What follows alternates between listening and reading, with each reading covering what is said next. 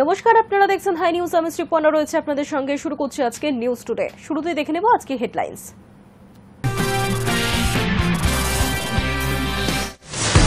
দীঘায় ধুমধাম করে পালিত হলো জন্মাষ্টমী উৎসব। ভক্তদের ভিড়ে জনসমুদ্র দীঘার মন্দির। ভক্তদের ভিড় সামলাতে প্রশাসনের পক্ষ থেকে কড়া নিরাপত্তার ব্যবস্থা করা হয়েছে। অস্ট্রেলিয়ার স্বাধীনতা দিবসে মেলবন্ধনের উৎসবে ভারতীয় দূতাবাসদের সঙ্গে খারাপ ব্যবহার খালিস্তানি সমর্থকদের। ভারত বিরোধী স্লোগান খালিস্তানিদের। আর 5 বছর দেরি, তারপর বিশ্বের প্রথম শহর হিসেবে জলশূন্য হয়ে যাবে আফগানিস্তানের রাজধানী কাবুল। এমনই তথ্য পাওয়া যাচ্ছে মার্কিন সংবাদ মাধ্যমের তরফে। শুল্ক যুদ্ধের আবহে ভারতের স্বাধীনতা দিবসে বার্তা মার্কিন বিদেশমন্ত্রীর। আমেরিকা এবং ভারত একসঙ্গে কাজ করে আধুনিক বিশ্বের চ্যালেঞ্জের মোকাবিলা করবে, দাবি মার্কো রুবিও। ট্রাম্প বারংবার দাবি করেছেন 2022 সালে ক্ষমতায় থাকলে রাশিয়া এবং ইউক্রেনের মধ্যে তিনি যুদ্ধ বাঁধতে দিতেন না। ট্রাম্প এবং পুতিনের সাংবাদিক বৈঠকে কার্যত সেই দাবিকেই মান্যতা দিলেন পুতিন।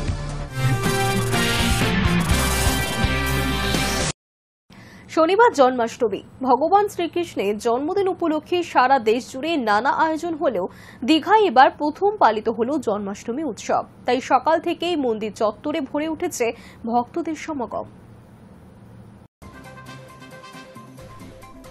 দীঘার জগন্নাথ মন্দিরে প্রথম জন্মাষ্টমী পালন এবং কলস অভিষেকও।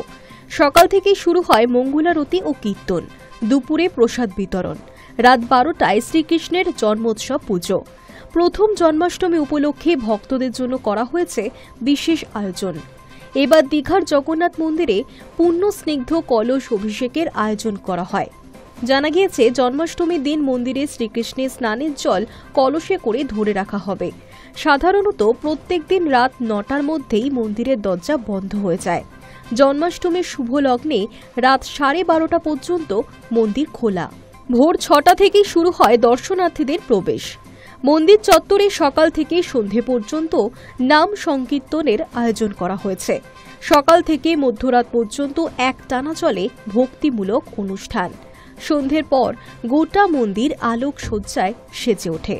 মন্দিরের নিরাপত্তা বজায় রাখতে এবং অপ্রীতিকর ঘটনা এড়িয়ে যেতে বাড়তি পুলিশ মোতায়েন করা হয়েছে। ভক্তদের যাতে কোনো অসুবিধে না হয় তার জন্য মন্দির চত্বরেই পর্যাপ্ত পানীয় জলের ব্যবস্থা করা হয়। জন্মাষ্টমীর সারাদিনই ভক্তদের জন্য মহাপ্রসাদ বিতরণের ব্যবস্থা রাখা হয়েছে। টানা 3 দিনের ছুটি কাটাতে এবং দীঘার জগন্নাথ ধামে প্রথম জন্মাষ্টমীর আনন্দ উপভোগ করতে ভিড় জমিয়েছেন বহু পর্যটক। তাই বাড়তি নিরাপত্তার বন্দোবস্ত করা হয়েছে। পর্যটকদের সমুদ্র স্নানে নজরদারির জন্য বাড়তি পুলিশ মোতায়েন করা হয়েছে। সমুদ্রে জেটস্কিতে চেপে নজর রাখবে পুলিশ। ওড়িশা সীমান্তে নাকা চেকিংও হচ্ছে। মন্দারমণিতেও নজরদারি শুরু করেছে পুলিশ। মেরিন ড্রাইভ ধরে লাগাতার পেট্রোলিংয়ের ব্যবস্থা চলছে। Hi News Network. নদিয়ার ইসকনের মায়াপুরে পালিত হল জন্মাষ্টমী পুজো। মহোৎসবকে ঘিরে সাজো সাজো রব মায়াপুরে। শনিবার জন্মাষ্টমী। ইসকন মায়াপুরে শ্রীকৃষ্ণের জন্মাষ্টমী মহোৎসবকে ঘিরে সাজো সাজো রব। ইসকনের প্রধান কেন্দ্র শ্রীধামে মায়াপুর সহ বিশ্বব্যাপী বিভিন্ন শাখা কেন্দ্রে ভগবান শ্রীকৃষ্ণের শুভ আবির্ভাব তিথি তথা জন্মাষ্টমীর মহোৎসব পালিত হল যথাযথ ধর্মীয় মর্যাদা ও রীতিনীতি মেনে। এই উৎসবে সামিল হয়েছিলেন বহু দূর দূরান্ত থেকে অসংখ্য ভক্ত। ইসকন সূত্রে জানা গিয়েছে শনিবার সকাল 10টার পর শুরু হয় বিশেষ পুজো ও হোমযজ্ঞ। ইসকন সূত্রে আরও জানা গিয়েছে শনিবার পালন হয় শ্রীকৃষ্ণের আবির্ভাব অর্থাৎ শুভ জন্মাষ্টমী এবং রবিবার 17ই আগস্ট পালিত নন্দোৎসব। ভক্তদের নিরাপত্তার কথা মাথায় রেখেই কঠোর নিরাপত্তার ব্যবস্থা করা হয়েছে গোটা মন্দিরে।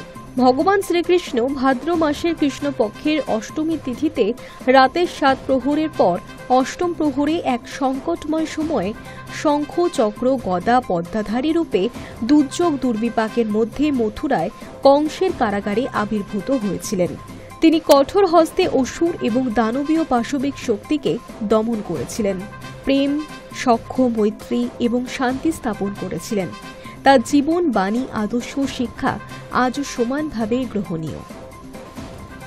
High News network.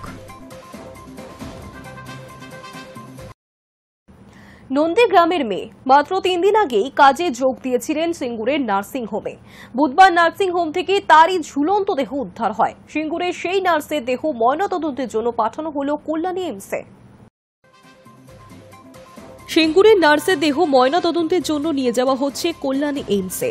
সকাল 7টা নাগাদ কলকাতা মেডিকেল হাসপাতালের মর্গ থেকে দেহ নিয়ে বেরিয়েছে পুলিশ। গ্রিন করিডর করে মৃতদেহ নিয়ে যাওয়া হয় বলে খবর। শুক্রবার মৃতদেহ ময়নাতদন্তের জন্য হুগলি থেকে নিয়ে আসা হয় কলকাতা মেডিকেল কলেজে। পরিবার অভিযোগ তোলে জোর করে দেহ কলকাতায় পাঠানো হয়েছে, আটকে যায় ময়নাতদন্ত। রাতেই যোগাযোগ করা হয় কল্যাণী এইমস কর্তৃপক্ষের সঙ্গে। তাদের তরফে জানিয়ে দেওয়া হয় ময়নাতদন্তের পরিকাঠামো রয়েছে, তারা প্রস্তুত।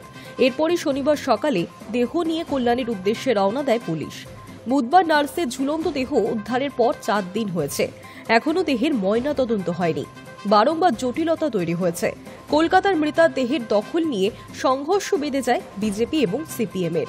তা নিয়ে উত্তেজনা ছড়িয়ে পড়ে গোটা শহরে। অসহায় অবস্থায় বসে থাকতে হয়েছিল পরিবারকে। বুধবার রাতে সিঙ্গুরের একটি বেসরকারি নার্সিং হোমের ঘরে প্রশিক্ষণপ্রাপ্ত নার্সের ঝুলন্ত দেহ উদ্ধার হয়। বিষয়টি সামনে আসে বৃহস্পতিবার সকালে। পরিবার নার্সিং হোমের মালিকের বিরুদ্ধে খুনের অভিযোগ তুলেছে।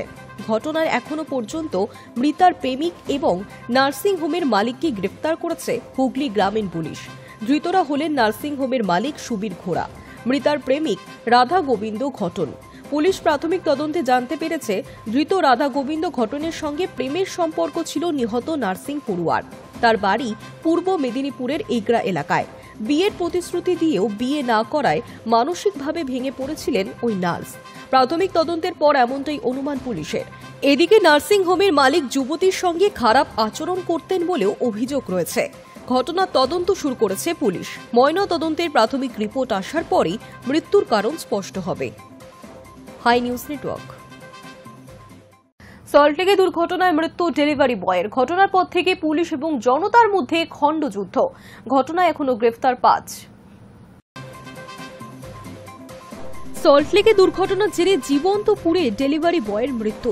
এই ঘটনাকে কেন্দ্র করে পুলিশ ও জনতার মধ্যে খণ্ডযুদ্ধ। সল্টলেকের এই ঘটনায় জারি ধরপাকড়। মোট 5 জনকে গ্রেফতার করা হয়েছে। ধৃতরা হল সুরজিৎ সরকার, সায়ন ঘোষ, আকাশ দাস, মিঠুন হালদার এবং রাহুল সরকার। কেষ্টপুরের সিদ্ধার্থ কলোনি থেকে গ্রেফতার করা হয়েছে তাদের। ধৃতদের বিরুদ্ধে সরকারি সম্পত্তি নষ্ট, সরকারি কর্মীকে কাজে বাধা, মারধর সহ একাধিক ধারায় মামলা রুজু করা হয়েছে। গত বুধবার বিকেলে সল্টলেকের একে ব্লকের কাছে নতুন ব্রিজের কাছে একটি 4 চাকার গাড়ি নিয়ন্ত্রণ হারিয়ে রেলিংয়ে ধাক্কা মারে। রাস্তাতেই পুড়ে খাক হয়ে যায় গাড়িটি। এদিকে ওই জায়গাতেই দাঁড়িয়েছিলেন এক ডেলিভারি বয় সৌমেন মণ্ডল। তার সঙ্গে ছিল বাইক। অসাবধানতাবশত রেলিংয়ে আটকে যান ডেলিভারি বয়। গাড়িতে থাকা যাত্রীদের উদ্ধার করা সম্ভব হয়, তবে ডেলিভারি বয়কে বাঁচানো সম্ভব হয়নি। ঘটনাস্থলে জ্বলন্ত পুড়ে যান তিনি। এই ঘটনার পরে উত্তেজিত হয়ে পড়ে স্থানীয় বাসিন্দারা। তাদের অভিযোগ, খবর দেওয়ার বেশ কিছুটা পর দমকলের 2টি ইঞ্জিন ঘটনাস্থলে পৌঁছয়। তাই দমকলের কর্মীদের লক্ষ্য করে উত্তেজিত জনতা ইট বৃষ্টি শুরু করে। পুলিশের বিরুদ্ধে উঠেছে গাফিলতির অভিযোগ। স্থানীয় বাসিন্দারা দাবি করছেন, রাস্তায় দাঁড়িয়ে টাকা পয়সা নিতে ব্যস্ত পুলিশ, অথচ পথ নিরাপত্তার বিষয়ে কোনো গুরুত্ব তাদের নেই। দুর্ঘটনাগ্রস্ত ওই ডেলিভারি বয়কে উদ্ধার না করে পুলিশ ভিডিও করতে ব্যস্ত ছিল বলে অভিযোগ। প্রতিবাদে পুলিশকে লক্ষ্য করে ইট ও পাথর ছোড়া হয়। পরিস্থিতি সামাল দিতে পাল্টা পুলিশ কাঁদানে গ্যাসের শেল ফাটায়। এই ঘটনায় গাড়ি চালককে আগেই গ্রেফতার করা হয়েছে। পুলিশকে মারধরের ঘটনায় ধৃত হয়েছে আরও 5 জন। High News network. সিগারেটের দাম এক ধাক্কায় অনেকটাই বেড়ে যেতে পারে। পান মশলার দামও মহার্ঘ হবে। বর্তমানে 12% করের আওতায় থাকা 99% পণ্য চলে আসবে 5% স্ল্যাবে। স্বাধীনতা দিবসের ভাষণেই প্রধানমন্ত্রী নরেন্দ্র মোদী ঘোষণা করেছেন, দীপাবলির আগে বড় সংস্কার হবে পণ্য ও পরিষেবা কর তথা জিএসটিতে, যাকে বলা হচ্ছে নেক্সট জেনারেশন সংস্কার। প্রধানমন্ত্রীর কথায় এটা হতে চলেছে মানুষের জন্য এক বিশেষ উপহার। সেই সংস্কারের খসড়া রূপরেখা এখন কার্যত তৈরি। সরকারি সূত্রে জানা গিয়েছে, জিএসটি কাঠামোতে বড় পরিবর্তন এনে করের স্ল্যাব কমিয়ে রাখা হবে মাত্র 2টি, 5% এবং 18%। পাশাপাশি বিলাসবহুল পণ্য ও ক্ষতিকারক দ্রব্যের জন্য চালু হবে। সিগারেটের উপর এখন 28% জিএসটি ধার্য করা হয়, অর্থাৎ প্রতি 100 টাকায় সিগারেটের দাম বেড়ে যেতে পারে 12 টাকা। প্রস্তাব অনুযায়ী বর্তমানে 12% করের আওতায় থাকা 99% পণ্য চলে আসবে 5% স্ল্যাবে। 28% করের আওতায় থাকা প্রায় 90% পণ্য নেমে আসবে 18%। দৈনন্দিন ব্যবহার্য এবং সাধারণ মানুষের পণ্য 5% করের আওতায় রাখা হবে। তামাক, পান মশলা সহ 7টি সিনগুডসের জন্য প্রস্তাবিত 40% জিএসটি প্রযোজ্য হবে, যেখানে মোট করভার প্রায় 88% বজায় রাখা হবে। কোন খাতে সুবিধা আসতে পারে? এই সংস্কারে কৃষি, বস্ত্রশিল্প, সার, নবায়নযোগ্য শক্তি, গাড়ি, হস্তশিল্প, স্বাস্থ্য, বীমা, নির্মাণ ও পরিবহন খাত উল্লেখযোগ্যভাবে উপকৃত হতে পারে। সরকার মনে করছে করহার কমানোর ভোগ ব্যয় বাড়বে, যা রাজস্ব ঘাটতি পুষিয়ে দেবে। লালকেল্লা থেকে প্রধানমন্ত্রী ঘোষণা করে জানিয়েছিলেন, আমরা রাজ্যগুলির সঙ্গে আলোচনা করেছি এবং দীপাবলির আগেই নেক্সট জেনারেশন জিএসটি সংস্কার চালু করব। সাধারণ মানুষের ব্যবহৃত পণ্যের উপর কর উল্লেখযোগ্যভাবে কমবে। এমএসএমই ক্ষেত্র ব্যাপকভাবে উপকৃত হবে। দৈনন্দিন প্রয়োজনীয় জিনিস সস্তা হবে, যা অর্থনীতিকে শক্তিশালী করবে। প্রস্তাবিত নতুন কাঠামোতে পেট্রোলিয়াম পণ্য জিএসটির আওতায় আনা হচ্ছে না, তবে 40% কর স্ল্যাব চালু হলে সিগারেট ও তামাকজাত দ্রব্যের দাম বেড়ে যাওয়া প্রায় নিশ্চিত। Hi News Network. সময় এখন একটা বিরতির, ফিরে আসছি বিরতির পর।